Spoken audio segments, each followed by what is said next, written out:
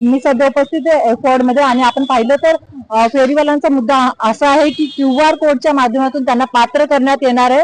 मात्र काही फेरीवाले आहेत त्यांना पात्र करण्यात आलेले नाही, त्यांच्याकडे सर्वेक्षणच झालं नाही. आणि माझ्यासोबत बातचीत करण्यासाठी या संदर्भात परळ भोईवाडा आणि लालबागेतून आलेल्या काही महिला आहेत. आपण त्यांच्याकडून जाणून घेऊया की त्यांच्या काय समस्या आहेत, काय सांग कुठून आल्यात आणि काय हे सगळं प्रोसेस आहे. मी परळ भोईवाडा इथून आलेली आहे आणि 2014 मध्ये जो सर्वे झालेला होता त्यामध्ये दोन रस्त्याचे म्हणजे सेंट झेवियर स्ट्रीट आणि जेरबाईवाडिया रोड या साईडला सर्वेच नाही झालेला. जेव्हा सर्वे करायला आलेले तेव्हा ते ऑफिसर गोविंदजी केनी रोड या साईडला गेले आणि त्या रोडचा पहिला सर्वे केला. आम्ही लोकांनी म्हणजे त्यांना सांगूनही की आमच्या साईडचा सर्वे राहिलेला आहे, सेंट झेवियरचा सर्वे राहिलेला आहे, जेरबाईवाडियाचा सर्वे राहिलेला आहे. तर त्या लोकांनी सांगितलं आम्हाला की आम्ही पुन्हा येऊ तुमचा सर्वे करायला, पण आता सध्या तर आम्ही गोविंदजी केनी रोड त्या साईडचा सर्वे करून नंतर तुमच्याकडे येणार आहे असं सांगितलं. पण वारंवार त्यांना विनंती करूनही ते आमच्या साईडला सर्वे करायला आलेले नाहीयेत.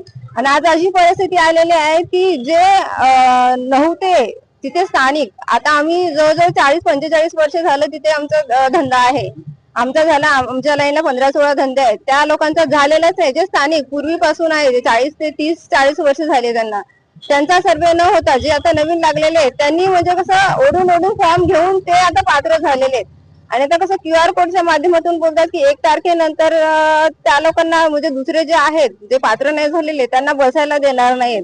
मग हा जो मराठी माणूस हक्काचा आहे, मुंबईचा आहे, त्याने आता करायचं काय, ह्याच्यावर काहीतरी पर्याय त्या सरकारने काढावा एवढीच फक्त आमची विनंती आहे. आणि जे काही आता चाललेलं आहे तिथे आम्हालाही न्याय मिळायला पाहिजे. भेट घेतली त्यांच्याशी काय बोलणं झालं तुमचं? त्यांनाही आम्ही हाच प्रॉब्लेम सांगितला की अपात्र होण्याचं कारणच नाहीये, कारण आमचा सर्वेच झाला नाहीये ना. आम्ही तिथे येते म्हणतो तुम्ही एव्हिडन्स द्या. आम्ही VMCच्या प्रत्येक वेळी रूल्स प्रमाणे गेलेलो आहे. धंदे लावू नका, आम्ही नाही लावले. मग आम्हाला कधी फाईनच बसला नाही.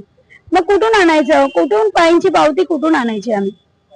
त्यांना 2014चाच पुरावा पाहिजे जो की आमच्याकडे सर्वेच झालेला नाहीये. पण 2014च्या अगोदरचे हे आमचे पेपर आहेत ना, हे बघा, हे जलवकरच हे जे आहेत हे पण हे अगोदरचेच आहेत ना. मग हे पेपर आहेत तरी पण ते नाकारतायत, सरळ नाकारतायत की असं. आता तर असं आम्हाला असं चीड येते की ह्यांना महाराष्ट्रामध्ये मराठी माणूस हा ठेवायचाच नाही. जसं की गिरणी कामगारांचं चाललेलं आहे बाहेर फेकायचं, तसंच ह्या महाराष्ट्रातल्या मूळ जो परेल भोईवाडा दादर ह्या भागातले जे लोक आहेत त्यांना अतिशय म्हणजे मराठी माणसांना निघून बाहेर काढण्याचा प्रयत्न चाललाय. अशीच आमची ठाम भूमिका आहे.